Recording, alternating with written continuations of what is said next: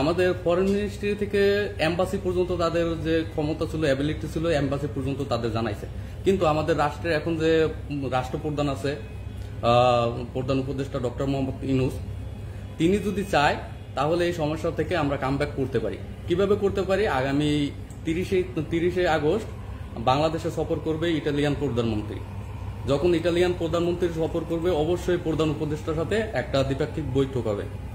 ওই বৈঠকে যদি আমাদের এই মানবিক দাবিগুলো, আমাদের যে দাবিগুলো বিগত সময়ে আমরা বিভিন্ন মন্ত্রণালয়ে স্মারকলিপির মাধ্যমে ওইগুলো প্রকাশ করছি, আমাদের যে ভুক্তভোগী ভাইয়েরা আছে তারা স্মারকলিপি দিচ্ছে প্রধান উপদেষ্টার কার্যালয়ে, অবশ্যই প্রধান উপদেষ্টা সহ বিভিন্ন দপ্তরে আমাদের এই বিষয়গুলো নিয়ে অবগত আছে এবং আমাদের যে সাংবাদিক মিডিয়া কর্মী ভাইরা আছে তারাও অবগত আছে।